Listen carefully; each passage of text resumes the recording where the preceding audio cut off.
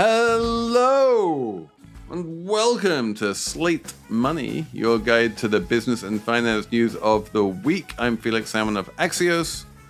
I'm here with my colleague Emily Peck of Axios. Hi. I'm here with Elizabeth Spiers, who writes for the New York Times and is also a freelance writer for other places. Hello. We are going to talk about freelance writers, and specifically the ones who are members of the WGA union, who are on strike. What is going on with the writer's strike? Is it a good idea? What are the economics? We will unpack all of that. We will talk about monetary policy and the Fed and whether they're going to raise interest rates or not, what difference it would make. We are going to talk about China and whether the big CEOs of the world are going to be able to countervail against the G7 and all of the anti-China sentiment that is coming out of the US government and other governments. We have a Slate Plus segment on luxury amenities in movie theaters. It's all coming up on Slate Money. This show is sponsored by Charles Schwab. There's strength in numbers. Charles Schwab has 25 million clients and over $7 trillion in client assets, 400 local branches, 36,000 employees, 24/7 live help, and 50 years of experience. There's strength in those numbers. And at Charles Schwab, investors are the number one priority. Visit aboutschwab.com for the numbers and schwab.com to learn more. Hey everybody, it's Tim Heidecker. You know me, Tim and Eric, Bridesmaids, and Fantastic Four. I'd like to personally invite you to listen to Office Hours Live with me and my co-hosts, DJ Doug Pound. Hello. And Vic Berger. Howdy. Every week we bring you laughs, fun, games, and lots of other surprises. It's live. We take your Zoom calls. Music. We love having fun. Excuse me? Songs. Vic said something. Music. Songs. Music. I like having fun. I like to laugh. I like to meet people who can make me laugh. Please subscribe now. So all three of us here are writers, right? But none of us are on strike. Emily, you can't shake your head on a podcast. No one can see you when you do that. They know I'm shaking my head, Felix. I'm a writer. I was, for a time, a member of the Writers Guild when I was at the Huffington Post, but now I am ununionized labor. But even if you were a member of the Writers Guild at the Huffington Post, you still wouldn't be on strike. No. The writers' strike is an interesting strike because it's basically just self-employed writers who are going on strike. Yeah. And that's kind of amazing because it's one of the very few unions that I can think of where they actually have power and they're a strong union and they can go on strike effectively without actually having an employer to strike on. You know, it's just like they're their own employers. They're self-employed almost entirely. And they just say, you know what, we are collectively going to stop working for you. And that can be quite effective. Yeah. I mean, they're self-employed, but they're 100% dependent on these big movie studios and now big streaming outfits such as Netflix. Right. So that's the big thing. The main reason for the strike is that the old world of movie and TV writing had long-standing norms in terms of this number of writers per show and how much they would get paid and what kind of residuals they would get and all of this kind of thing. And the streaming services don't work in the same way. It's, you know, how would you calculate residuals, all of that kind of thing. And ultimately wind up paying less for writers than TV and movies. And the writers are seeing the writing on the wall and saying, we don't want to earn less, but obviously the world is moving to a world of streaming, so we're going to go on strike. Is that, Elizabeth, more or less the TLDR there? Yeah, and there are a couple of other things happening there. One thing that happened with the increasing popularity of streaming is that the way that writers work on these shows changed a little bit. There's a good post online by George R.R. Martin, who wrote Game of Thrones, about how he got into TV writing, and he sort of describes it as an apprentice type job, where you come in as a junior writer and you get exposed to all these aspects of production the more you rise through the ranks. And so he talks about having learned things like, how the shows get budgeted, how different aspects of production affect the way that you write the story and what you can write into a story. And what a lot of the streaming shows do now is they'll hire writers for a 6-week, what they call a mini room, where basically you have a showrunner and some senior level producers who are running, the show, but they'll bring in the writers for 6 weeks to just scope out what's going to be in the episodes, how the season's going to progress. And they get paid for those 6 weeks. And usually, there was some consternation online about the fact that, a typical payment might be $5,000 a week, which sounds like, decent chunk of money, but it's not when you consider that that's before taxes, before you have to pay an agent and manager and lawyer and, all this other stuff. But also you only get paid part of it at the end of the writer's room. And then generally you get paid out several months later for the rest of it. So you might end up working for 6 weeks on something and it'll take you 6 months to fully get paid. And you're not paid to actually go off and write the episode that you're in charge of. So who writes the episode? The writer still has to write the episode, but they're not paid extra for that. They're paid. So they're not paid for months at a time. And, you could end up being in maybe 2 mini rooms a year. And you just do the math there. It's just not sustainable for anybody. And it makes it impossible for junior writers to kind of come up through the system because they don't get that exposure to production anymore. So what the WGA wants to do is just completely abolish mini rooms. And then and what instead? And go back to a more traditional way of writing these shows, the kind that Martin describes where, there's a bit of a ladder. You're paid for all the time you're spending on this show.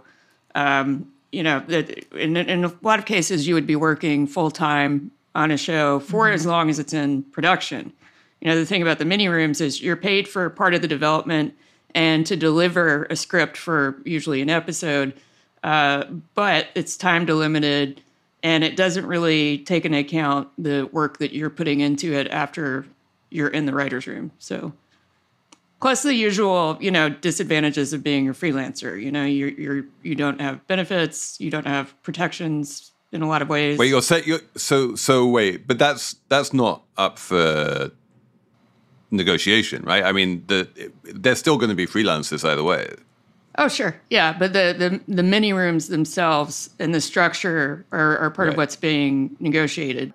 But I guess the studios would argue that times are tight, that streaming doesn't make as much money as, network and cable TV did for them. Their stocks are down, right?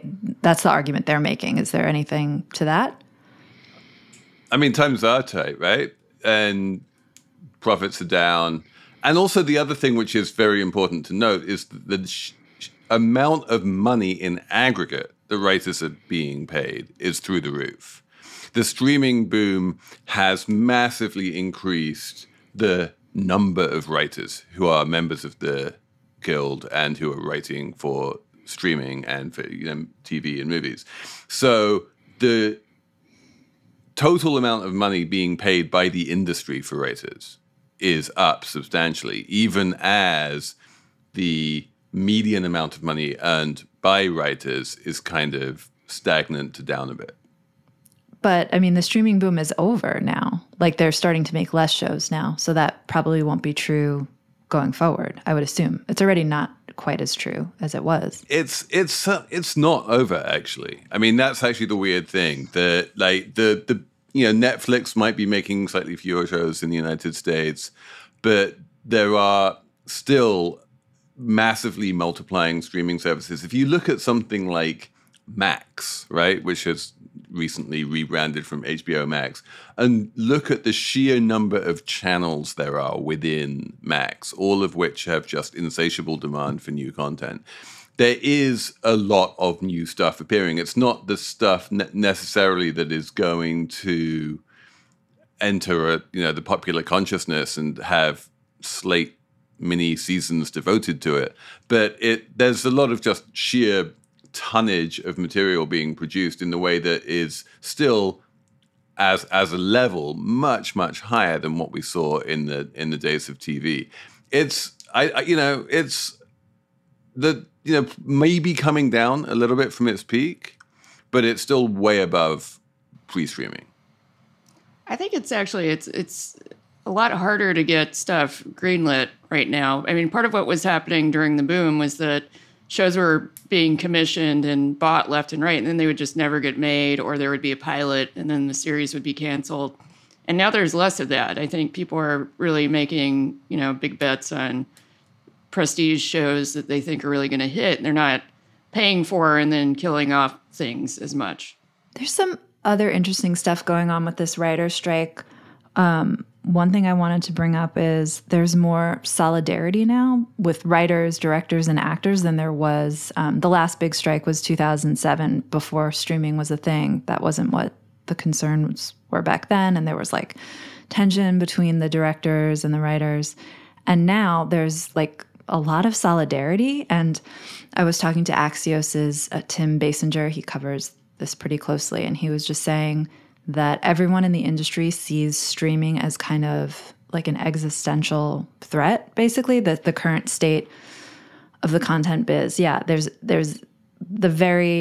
the career paths of these people feels at stake. Like you can and I think that's interesting because it kind of is like the last holdout when it comes to content makers. Like this is like journalism has already, and writers, nonfiction writers, book writers, like we've all been decimated by digital already, right? Like most people can't have like a middle class career path in journalism. The music industry has been kind of rocked, I think, and decimated also by digital. But like content, TV, it's taken a way longer time. And I think in part because, or maybe mostly because it is unionized and they can actually fight back and fight for better pay. Whereas the other industries I mentioned, there's no union fighting for people.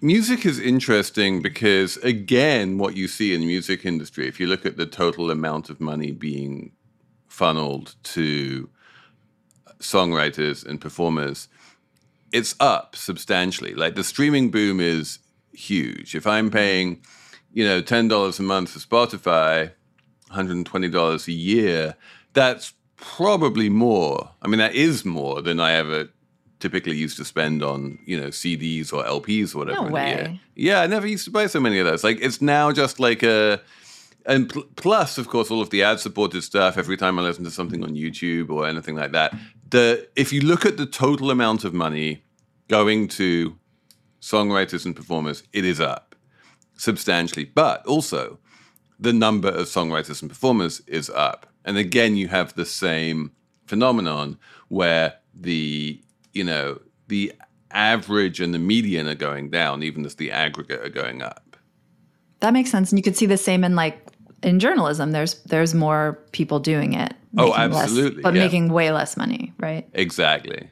Yeah, I live in a part of Brooklyn that I think of as dad band land, because every third person is in an actual commercial touring band.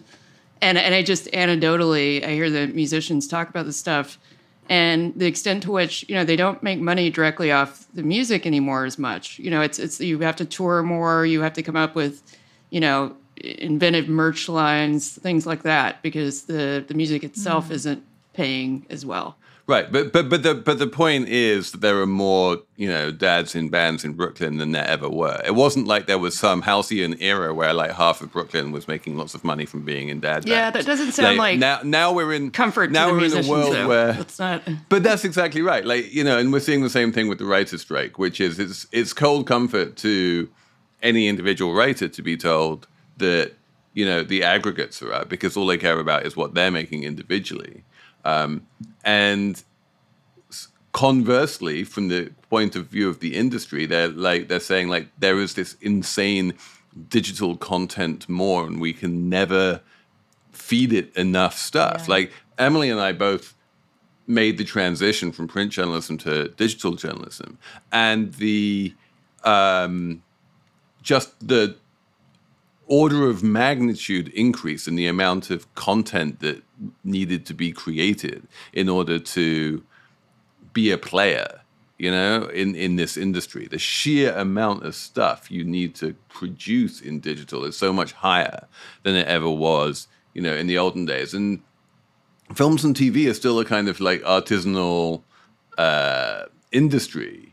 Hollywood moves very slowly, and they still have writers' rooms and producers and all of these like old-fashioned structures that are slowly being dismantled by the digital industry because they just need to be able to produce more content more quickly. Obviously, the writers don't love that. But as a Brit, you know, I listen to all of these stories of writers' rooms and unionized contracts and residuals and, you know, just look at the sheer number of writers who work on any given show. And I'm like, that's insane. You know, like in the UK, if you look at like a UK TV show, it's like 2 people sitting in a room and just writing the script. And that just doesn't happen. That's not allowed to happen in the UK. I mean, in the US. Well, that's happening though because of things like mini rooms. So you get a credit on the show, but you're not there during production. Like I think part of the reason why the strike has been effective speaks to what Emily was just saying, which is that there's a lot more solidarity. But some of the solidarity is very self-interested. If you look at these prestige TV shows and movies that people want to be a part of, they're very heavily writer-driven. I mean, Succession is a prime example of that. And in the case of Succession, you know, the writers were involved in, you know, every step of everything, you know, from, you know, evaluating the music and the costuming, and they were on set and they were interacting with the actors. And that's not always the case anymore. And so I think there is a bigger incentive for people all the way down the production chain to be in solidarity with the writers on this one, because you just end up with better quality shows and movies and better parts for the actors. And quality is really important in TV and movie writing. Like, yes, there are good TV shows and bad TV shows, good movies and bad movies, but they're all kind of good in that they all work. Like, in order for a movie to get made and shown in a theater, it has to, you know, be coherent, have a story, like make sense, have continuity. Like, these are hard things to do and pull off, and like you need quality people to work on them from the writing to the production. It just seems like it would be a shame for these writers not to get their demands met. Don't you think? No more. Okay, like I am shocked that Emily Peck has come out in favor of the unions who are on strike. I mean, you could knock me over with a feather. I mean, at first I was kind of like, wait, so they're working in these mini rooms on shows that, you know, it's no longer a 22 episode show. It's like an 8 or 10 episode show. And so they're making less money. Like, doesn't that just make sense? That actually is a question, actually. I'll just put it to Elizabeth. So they're working on fewer episodes and making less money. And they're like, we should make more money. I don't quite get that part. Well, it's not just the fewer episodes. It's the entire structure of mini rooms being normalized within the industry, where you're just getting lower pay for more work categorically, and it takes so long to get paid. You know, it makes it creates a lot of uncertainty if you're a freelancer, where you might work on 2 mini rooms a year, and so people are having to take, you know, other jobs that are not writing jobs just to make ends meet in a lot of cases. And we always hear about the outlier situations where people make a ton of money doing TV writing, but the average writer doesn't. You know, it's much more akin to... The average writer makes a ton of money. The average union member makes $250,000 a year. Like, now there is a lot of variation in there, but the mean is really high. The median is low. Well, the median is more what I'm talking about, because all it takes is, you know, a bunch of well-paid people at the high end that are a very small percentage to pull the average up. But if you look at the credits in any TV show you look at and you see 20 writers in the credits, most of those people are not getting paid $200,000 On the other hand, by any stretch. if you look at the credits for a TV show and you see 20 writers, you're like, why the hell are there 20 writers? Like, this is the Brit in me going like, there is a long tradition of amazingly high-quality British television, and I don't think there has ever been a show in British history which has had 20 writers. It's just like it's just I don't necessarily think that more writers equals better writing, and we do seem to have but wound up in the stage of negotiations where one of the demands is like, we've got to keep these minimum size of the writers' rooms. And so long as the writers' rooms have a minimum size in terms of the number of writers, like, that reduces the amount of money there is per writer, right? Yeah, that's not how it works, though. It's more akin to a newsroom deciding that they're going to eliminate all of their staff writers and keep one editor and just use freelancers for everything else. So there's a lot of freelancers, but not necessarily. Yeah, a lot more bylines, but you're not necessarily spending more money or expanding your staff. Well, no one's on staff. Everyone's freelance. We understand that. I'm just saying that the union does have pretty strict minimums for the number of writers per show. There's a very big difference between being staffed on a show where you are considered staff. Like, yeah, you're probably technically still an independent contractor, but you're being paid for everything that you're doing on the show. So you go to a production meeting, you're getting paid for that. If you're consulting on something, you're getting paid for that. If you're interacting with the crew, that's, with the mini rooms, you're just getting paid for that 6 weeks of development and then the final. Oh, so it's like, I get that. So it's like going from like you are really an integral part of the show as a writer to we just bring you in when we need you, like a plumber. Yeah, not even that. It's more like you deliver your version of the script and you may not even be involved in how it gets revised or anything like that. So it's about a month of the strike going on, and I don't even think the parties are at the bargaining table. So this could go on a while. Yeah, I think the streamers in particular have enough content in their hoppers to be able to just keep on streaming what they've got. One of the interesting differences between linear TV and streamers is that on linear TV, you really do need to produce new stuff all the time. Mm-hmm. You can't have a self-respecting TV channel that is just showing only reruns. Whereas with streamers, it's fine. Netflix has a million shows it can newly resurface to the top of the homepage and will be unfamiliar to almost all of its viewers. And it doesn't need new content in the same way. Yeah. I think they do, though. I mean, that's part of what made Netflix successful when streaming started was that they started producing original content that really works for them.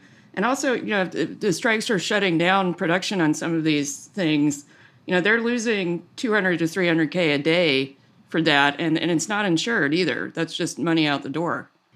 Yeah, that's interesting. That's a new tactic you're talking about, Elizabeth, where people go to live productions and pick it in front of there to try and shut them down.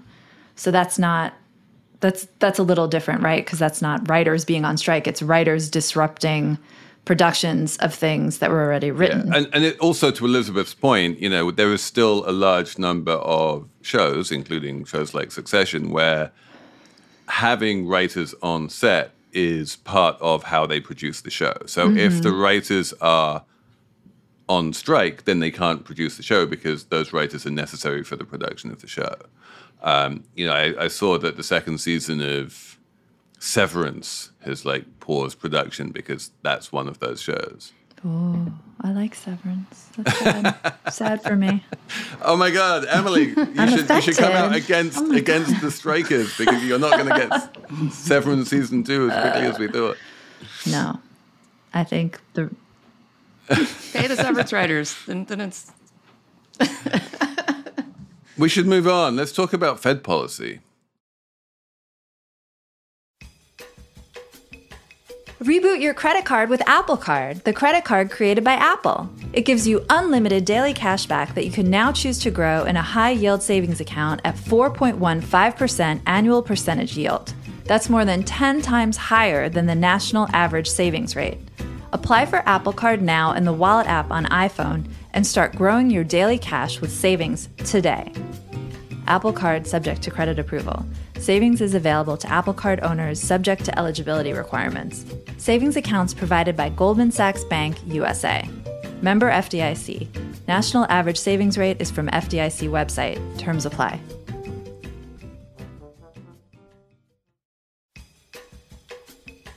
Reboot your credit card with Apple Card, the credit card created by Apple. It gives you unlimited daily cash back that you can now choose to grow in a high-yield savings account at 4.15% annual percentage yield. That's more than 10 times higher than the national average savings rate. Apply for Apple Card now in the Wallet app on iPhone and start growing your daily cash with savings today. Apple Card subject to credit approval. Savings is available to Apple Card owners subject to eligibility requirements. Savings accounts provided by Goldman Sachs Bank, USA. Member FDIC. National average savings rate is from FDIC website. Terms apply.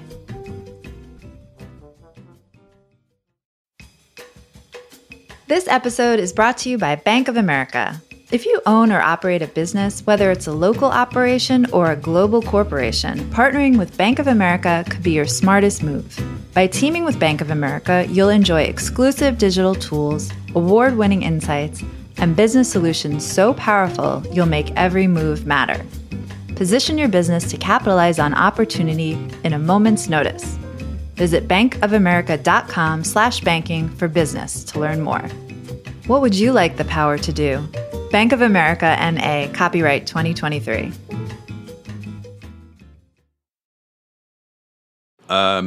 Okay, so we had another monster huge jobs report this week.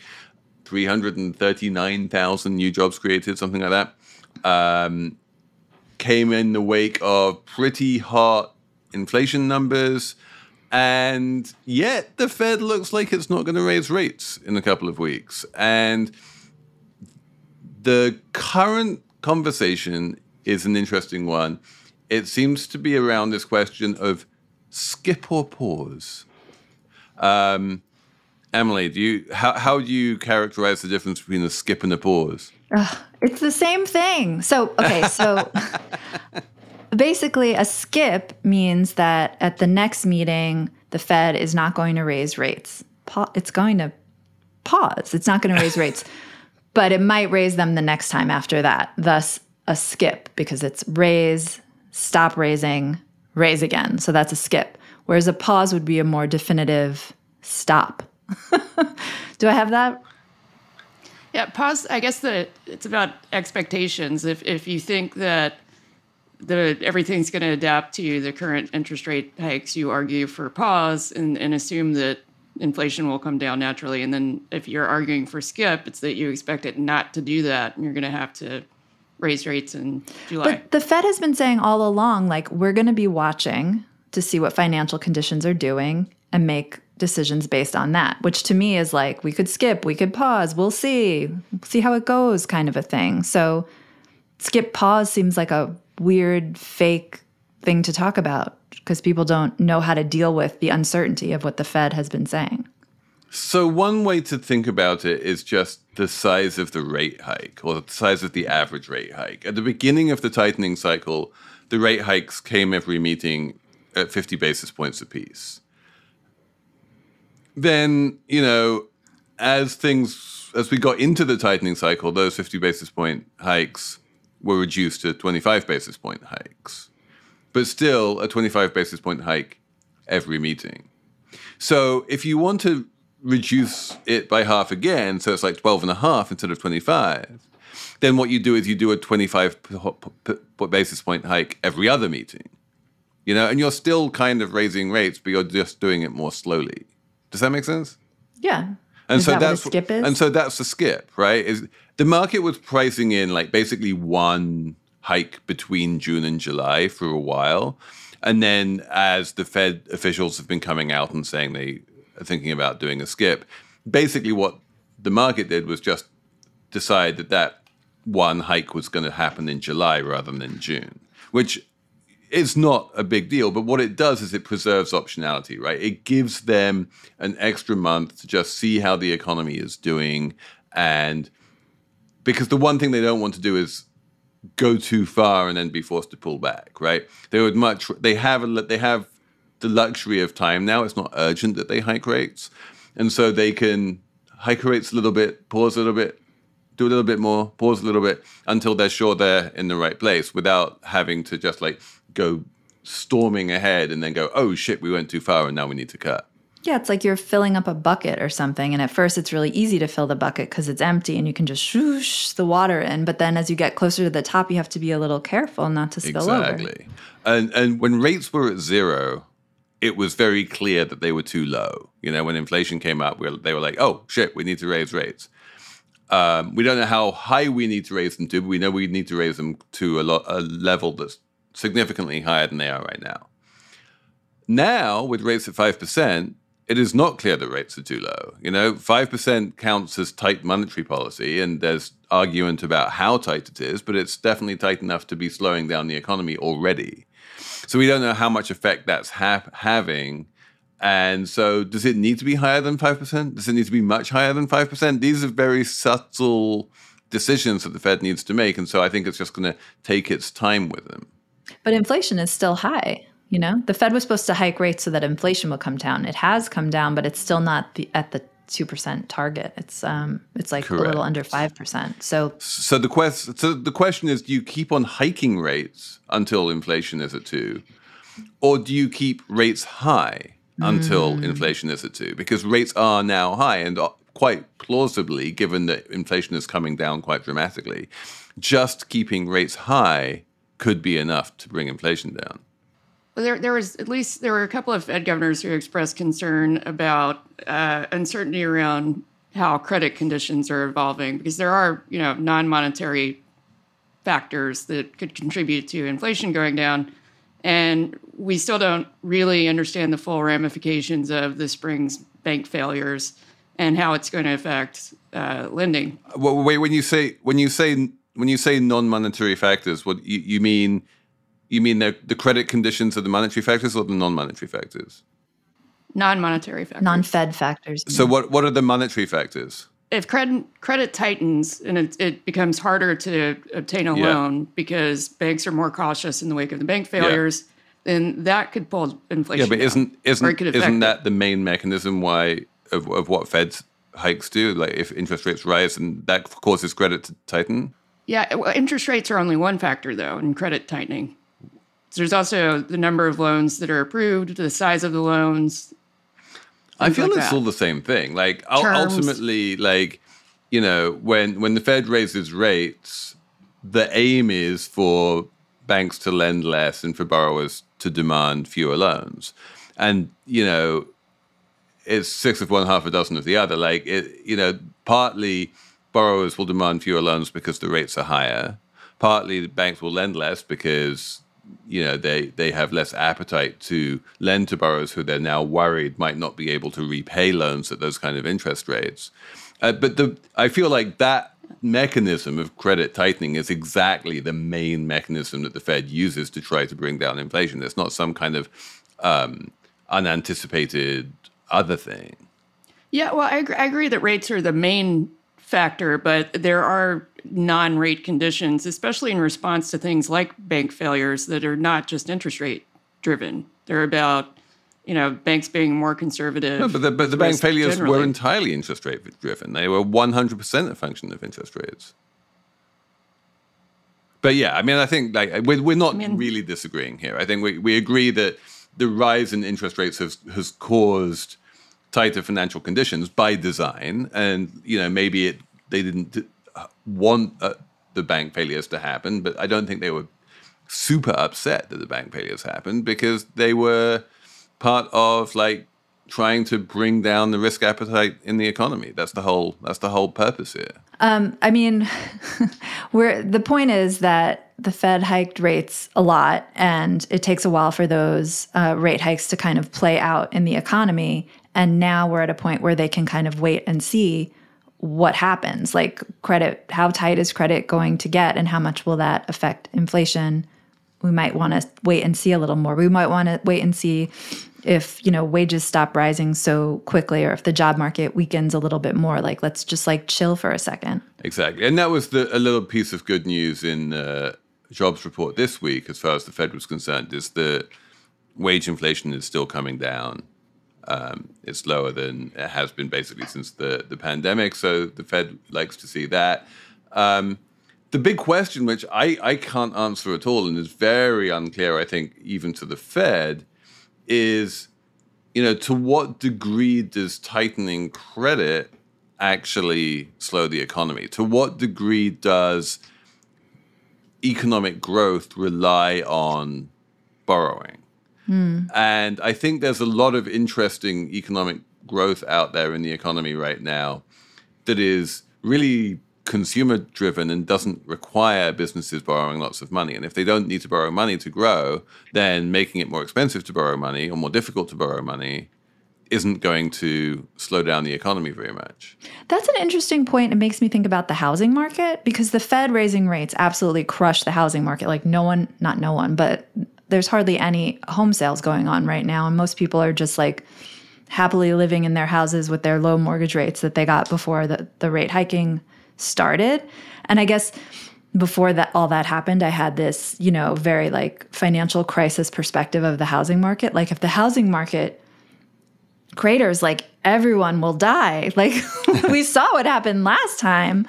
But that's not at all what happened. It just like no one's taking out mortgages really or doing refinancing, and it's hurt the mortgage industry, but it hasn't really like cratered the economy in any kind of real way. Well, the big difference between now and 2007 is that house prices have not cratered. Like the number of sales, right? Because no one's selling their house, so we don't know what prices are. Well, no one's selling their house. So in terms of the supply and demand dynamics, like there's always people who need to buy a house for whatever reason, and those people who need to buy a house are faced with much lower inventory than they normally would see, and so they are still being forced to pay high prices for a house just because no one wants to sell. Yeah. And it does feel a little bit unsustainable, and there is a weird feeling there that like maybe the next shoe is going to drop and prices are going to have to come down because affordability is crazy right now given the price of mortgages. But the one thing I've learned over and over again is that whenever someone predicts that such and such a financial effect is going to cause house prices to go down, whether it's, the end of mortgage interest deductibility in the UK or whether it's higher mortgage rates or whatever, like it almost never does. Houses have this incredible ability to not go down in value, which is one of the reasons why the 2007 fall in house prices was such a shock. Like no one thought that houses could fall that much. And it turns out that like that was really exceptional and was really a function of a whole bunch of people having bought houses that they literally couldn't afford. They had to lose their homes. Well, no, but the point was they couldn't pay their mortgages. Right. Right now, everyone can pay their mortgage. Right. Like, mortgage credit quality is off the charts. So long as people are paying their mortgages, I don't know if we're going to see the house, significant house price declines. Right. So that's where like the credit tightening doesn't really matter that much, Right. Exactly. Yeah.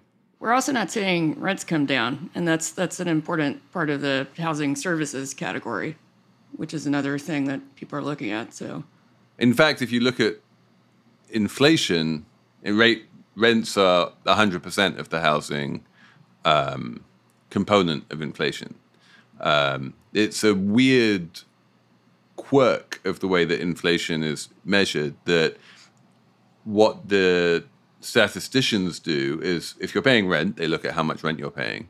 And if you own your home, they work out what they call imputed rent, which is basically how much rent you're paying to yourself, for the value of your home.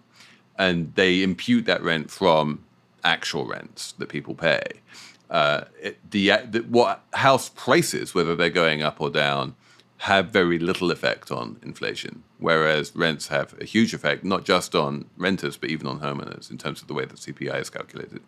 One thing that might be interesting to watch now in terms of inflation and cooling economy vibes is the student loan pause is finally unpausing. Speaking of pause and skip, we are unpausing and not skipping.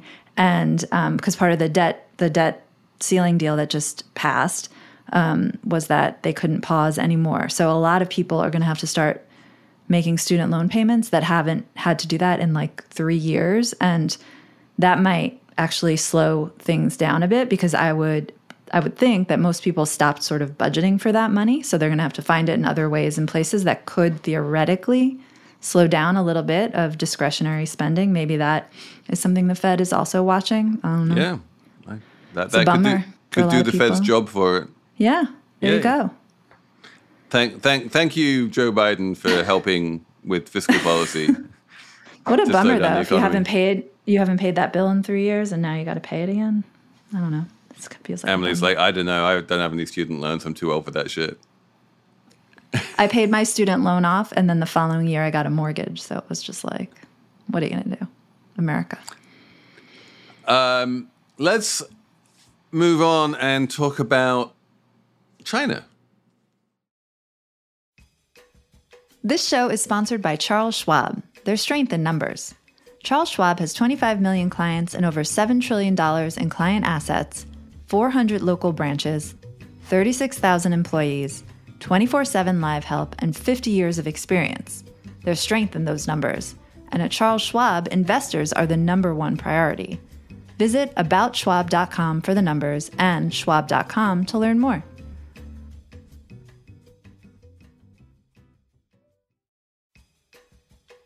This podcast is brought to you by TD Ameritrade. There's a lot of noise from so-called social media finance gurus. Get a grip on the information overload hype and take control of your investing education with TD Ameritrade. Their fully immersive curriculum gives you tools to match your preferred style of learning. All backed by an industry-leading brokerage rated Best in Class Education 2022 by stockbrokers.com. Learn more at tdameritrade.com/education resources. So, Elon Musk was in China this week. He was quoted as saying that the US and China are like conjoined twins. They're so close, and that relationship is so important. Whether he actually said that is a little bit unclear because he was only quoted in like an official Chinese press release. Jamie Dimon was also in China. He gave a speech talking about how much he loves China and how much he wants JP Morgan to help Chinese people. JP Morgan is expanding very quickly in China. It's doubled its headcount there in the past few years. Tim Cook was just in China giving a speech there and was warmly welcomed. The big luxury goods magnates are on their way to China and trying to shake hands with all the right ministers. Business in general is really trying very hard to be as friendly as possible to China and grow as fast as it can in China and make as much money as it can from China. And Emily, you are convinced that all of this is doomed because geopolitics. Yeah, so even as all these CEOs heart China, the U.S. government doesn't heart China anymore, or at least the official rhetoric of the U.S. government is very anti-China right now. Correct. And we just had a G7 meeting in Japan where people were also not loving on China. And I just think if push comes to shove, the CEOs aren't going to win this one. But now that I'm talking about it, you know, maybe they will. We really still need China for the economy and the U.S. to function. Everyone loves their cheap stuff. I don't know. People want inflation to come down, and if you cut out China, that's going to be a problem. But I still think at the end of the day, like if the U.S. government is making enemies with China, then the CEOs ultimately have to fall in line. Yeah, if the U.S. government tells NVIDIA that it's not allowed to sell its latest generation AI chips to China, then it's not allowed to sell its latest generation AI chips to China, and that is a huge potential market for those chips. Now, I don't think that applies to Starbucks and Nike. You know, I don't think the U.S. government sees a major national security threat in Chinese people drinking Starbucks. So maybe it depends what industry you're in. Yeah, for tech CEOs, I think to use internet parlance, they need to be frenemies with China. So they want some regulation, but they're still very dependent on China for manufacturing and materials and distribution. Oh, I mean, if you're Tesla, you are completely reliant on China because you're basically a batteries company and all of the batteries are made in China. Right. And Apple, too. I think they've tried to move some of their manufacturing out of China, but they still have a big chunk there. Right. And like 40, you know, it's by far their second largest market, consumer market. You know, China is a huge source of demand for both Apple and Tesla, but also for like GM. GM sells more cars in China than it does in the US. Right. I guess, I mean, like what we saw in Russia, like we were okay with companies being in Russia up until they invaded Ukraine. Like something really shocking would have to happen to really disrupt the corporate alliance with China. And when you say something really shocking, you mean they would have to invade Taiwan? Yeah. Yeah. Like at that point, I think I agree. All bets are off. We just have no idea what the response would be in public opinion, among governments, and what kind of pressure would there be on companies to leave China? Yeah. It's a huge unknown. I genuinely have no idea. On some level, it was relatively painless for companies to leave Russia. No companies were that embedded in Russia. China would be much more painful, and I think people would be much more reluctant to do that. Yeah. Even in the event of an unprovoked invasion of Taiwan, which is definitely something that the G7 was worried about. There was a lot of talk in the G7 communique about come on, people, can you stop building islands in the South China Sea and stop your territorial maximalism? China basically took over Hong Kong, and there was no invasion or anything. Exactly. Can't China do a soft takeover of Taiwan, and then no one has to rush to its aid? So the big difference is that it's a really good question, right? What China did in Hong Kong over at the height of the pandemic was really shocking, and I think was. No one really expected it to be that aggressive. And Hong Kong, which was this bastion of freedom, lost all of its freedoms more or less overnight. And the response of the world to that was a lot of tutting and, pro forma condemnations, but nothing real. And Hong Kong remains a major economic center, and no one's boycotting Hong Kong. And life goes on, and I fear that China's going to learn exactly the wrong lesson from that. Now, the reason was that no one disputed that Hong Kong was part of China. And yes, China did have a treaty obligation to not do what it did, and it totally violated the 1997 treaty with Britain, the one country, two systems thing. But Hong Kong was clearly and unambiguously part of China in the way that Taiwan is not. China will say that Taiwan is part of China. And, the world's governments don't generally recognize Taiwan to be an independent country, but they definitely have made it clear that they're willing to defend its status with guns. Don't you think that if China was willing to take that kind of risk, they would have aligned more heavily or just aligned generally with Russia and the Ukrainian I think they did. Or the war in the Ukraine? I think that's exactly what they did. Not the way people were anticipating. Not the way they have historically. There was a hesitancy to give them arms. They're not funding Russia the way Ukraine is being funded. Right. China's not literally giving Russia money, but the trade between Russia and China's buying a huge amount of Russian oil. That trade is still going strong. China has not condemned the invasion. And, there's a very interesting dance going on right now between China, Russia, and India. Chinese-Indian relations are particularly bad right now, which is interesting. India has a relatively, opportunistic, I would say, relationship with Russia. They're happy trading with Russia as well. They haven't condemned the invasion. And none of them really like each other, but they're all of them at the same time understand that they would like there to be some alternative to US hegemony. None of them particularly want to live in a unipolar world where the only country that matters is the United States. Meanwhile, the United States really wants to maintain its unipolar hegemonic domination. And so it's an interesting sort of dance that India, Russia, and China aren't completely cooperating, but they're not cooperating in terms of trying to create some kind of, alternative pole to America. They're like frenemies, to use Elizabeth's word. The enemy of my enemy is my friend. Everyone has so many enemies these days. It's important. It's impossible to keep it. Keep your friends close. Keep your frenemies closer. Exactly. I like that. Numbers round. Elizabeth, do you have a number? Yeah, my number is $5 million, and that's dollars, and that's the prize pool for Major League Pickleball, which Wow. I just How many- learned how today many is a thing dollars? that exists. Wow. $5 million. $5 million And for there is now a pickleball. Major League Pickleball How many organization. how many different people are going to share this $5 million of pickleball? No idea.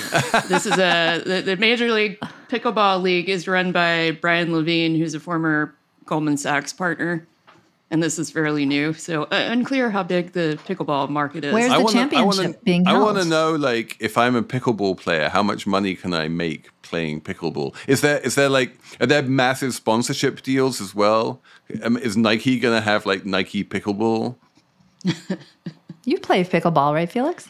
I tried to play it once, but it turns out I was on the wrong kind of tennis court. It was like a clay court and the ball didn't bounce the right way.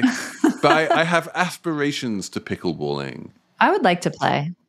Central Park is going to add 14 pickleball courts this year, I think. Oh, you're never going to be able to book one of conjunction those. with Yeah, Walmart. there's no way I'm going to be. Yeah, that's going to be a whole thing.